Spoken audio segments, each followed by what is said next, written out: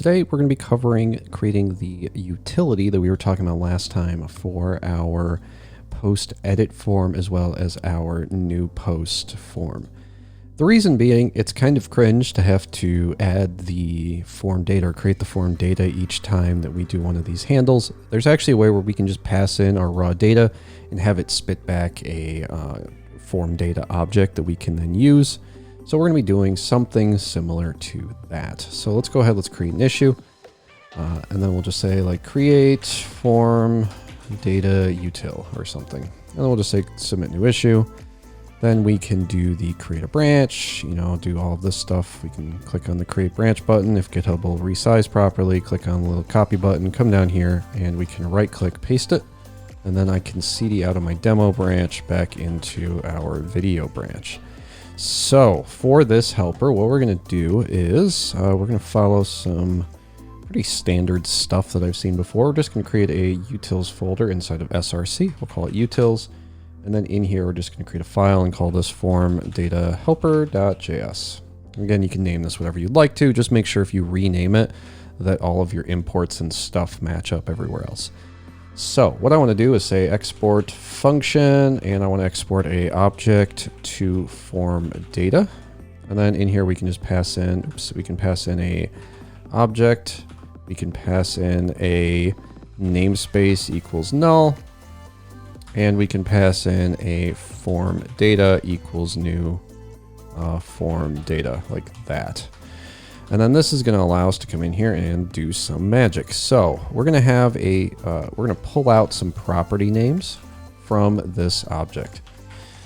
The property names, we then want to check if they are valid. So we can say if is valid property, then we want to do something. Now, in full transparency, we're going to be creating like probably 5 or 6 different methods here or functions. We could put them all into the same thing, but generally I feel like it gets kind of hard to read if you have like a bunch of if-else statements. So I'm going to try and keep things at like a maximum depth of 3 here.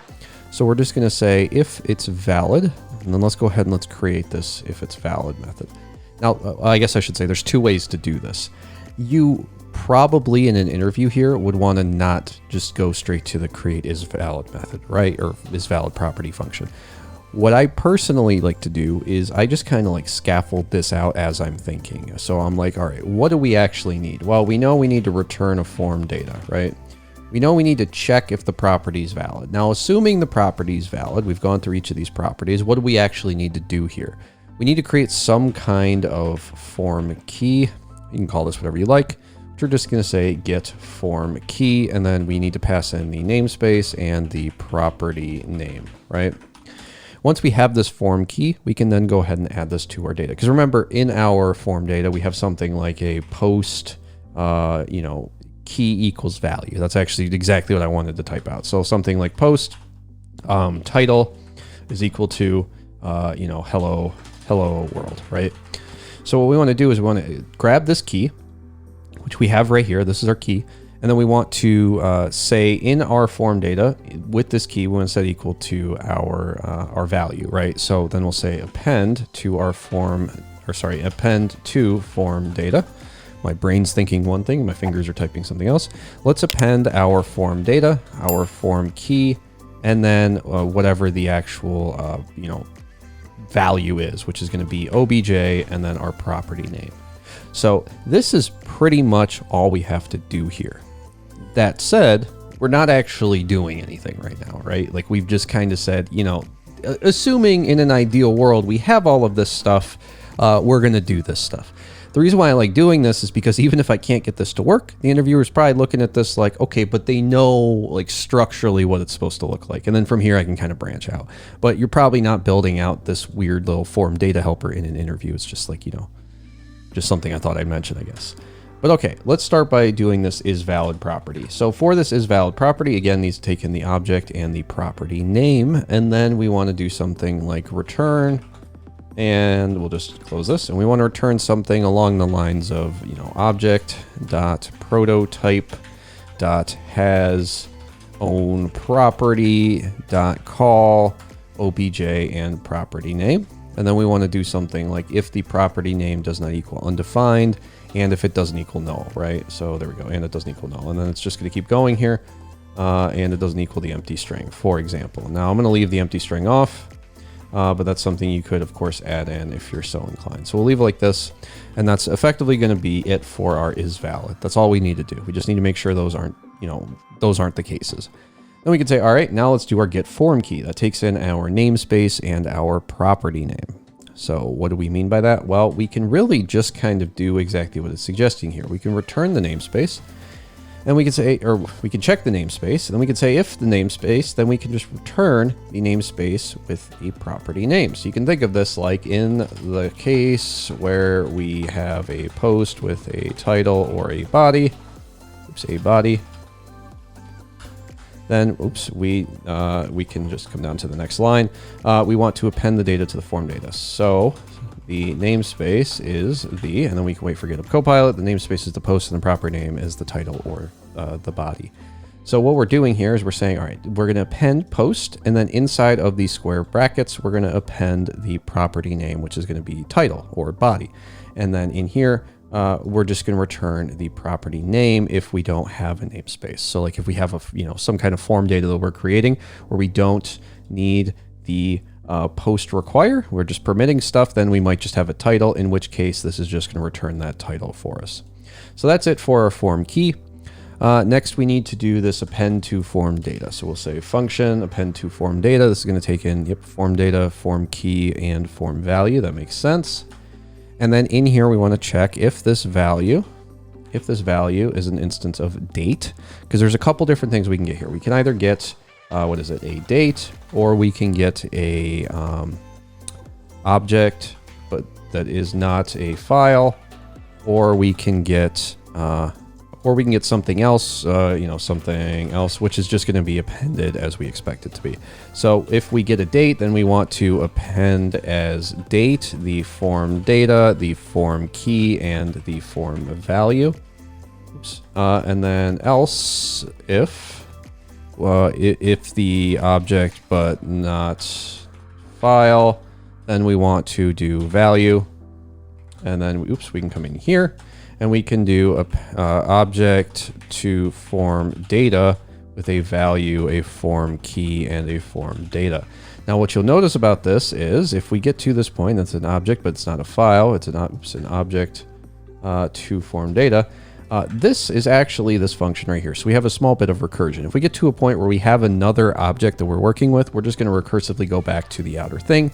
That'll then get returned, and then we'll be good to go there. And then finally, we can say if we get to this point, it's just form data.append the form key and the form value. But again, here we're in this la-la land where we got both of these functions already implemented. We of course don't already have them implemented. So let's go ahead and let's do that real quick. We'll say, all right, we have our append as date. So our form data.append, we pass in the form key, and then we do date.toISO string. This is just handling the case where maybe you have a date picker or something and you're adding it here, because as I was building this out, I was like, you know what, maybe we should add in a couple extra checks just for future things that I'm thinking of doing. So that's kind of what's happening here. That's just our date. And then we have one for is an object, but it's not a file. Then we can return type of values equal to object. And if it's not of type file. Pretty self-explanatory, right? And what this is going to ultimately allow us to do is, come into our new post form, for example, our new post form. I got to open this up in my notes. We can get rid of these calls right here. And instead, what we can say is we don't even need this const form data equals new form data. We can just come into our try if we want to do that in here. And we can just say our const form data is equal to object to form data, and then that'll automatically import it from our utils, object to form data, and then we can just pass in something like this, a post : raw data, because we want it to be inside of a post. That's our namespace, and we want to use this raw data. We can then pass in this form data while we take in the raw data. The form data goes to our create post, and this should work exactly the same as it previously did. If I run a Rails S and an npm run dev, we can go ahead and run this. I can come over to localhost port 5173 or whatever, create a new post with a test and a case, because this is the new post form. I can choose a file, and we'll choose a image we haven't used yet, assuming my computer wants to open up. Let's pick Conan, and then we'll say create post. You can see here Conan appears just fine. Our body is case, our title is test. We can go back up to our post list, and Conan appears just fine here too.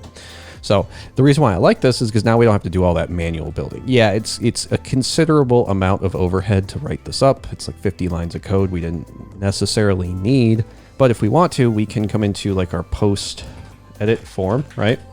And then in our post edit form, we can do something similar because we have the same thing happening here where we handle the update submit. So like if I come in here to Conan and I click on edit, we can choose a file here, right? Our edit post form uses our post form, so all of that logic still works. We can change it to like the RuneScape picture. We can click update post, and then we can see in here we're running into some issues, right? Unpermitted parameters, and we aren't actually pushing this image back. So we do technically still have to implement editing this. But what's nice about this is because everything is kind of just handled for us, we only really have to do 2 steps. The first one is we strip out the stuff from our raw data. Let's change that to raw data. So we have our sanitized data here, which is just setting the title, the body, and the image. So we're getting rid of everything in here because right now, if we scroll up to this, it's going to be like ID is being passed in, created at, updated at. The reason for that is we get this data back, we store it in our post, we use it throughout our application, then we go to our post edit page. The post technically still has the ID created at and updated at. So here we're just saying only grab these 3 things because these are the only 3 things we care about. After we do that, we can then once again just say, all right, let's just do a const form data equals object to form data. And then we just say our post is going to be our sanitized data, right? Then we can grab this form data, pass it into our update post. This does mean we need to import this helper function or util. So we'll say import from whatever we called it, object to form data, post sanitized data. We can then refresh, enter. Let's go to edit this post, click on edit. And then we can say, all right, I want to change this to test2, case2, and then I want to choose a new file, which in this case will use the RuneScape image again. I can then click update post. And you can see here we're running into a similar issue where we have this param is missing or value is empty. And you can already probably imagine why that is. Let's come over into our service, right? And in our service, we're going to have that update call that we go to, this update post. And just like with our create, you can see here, because we're using a form data, this is going to change. We don't need this headers anymore. And our body actually only needs to be this post data, right? But with these 2 changes, we can now come in here and hopefully, I don't know if I have to refresh. It looks like I didn't even have to refresh. We can now see our title and our body and our image have changed. Now, of course, this is not, the pinnacle of images here. I think I made this for like a RuneScape raid to show people what to bring. Maybe, I don't even remember. And then we can, it's been like a year since I posted that. We can come up here, we can see we deleted the file, so the previous image, we then update the image to be the new one. And all of that's happening. And we pretty much only had to add in this 1 line right here. We, of course, did our sanitization. So technically, we did like 3 lines or 5 lines plus the other line. So this plus this is 6 lines of code. And then we had to come into our post service and change our post service. But moving forward, if we have another one, we can just use a similar set of logic. We sanitize the data and we pass it to our object to form data. We could even, extract this sanitized data thing into its own helper if we wanted to. But in this case, I think this is good because now we can just kind of come in here. We can run an npm run test. And of course, we're going to run into some issues with these tests. We're going to have to do some refactoring in a future video. But for now, I think this is fine. So let's push this up with the failing test. Just don't tell anyone. Let's do a git status. We can see what we changed. We changed the new post form, the post edit form, the post service, as well as the utils. So let's do a git add dot, git commit -m, created utils. And then we can do a git push. Now we're not actually going to merge this yet. We're going to do that in the next video. So for now, thank you so much for watching, and hopefully I will see you in the next one.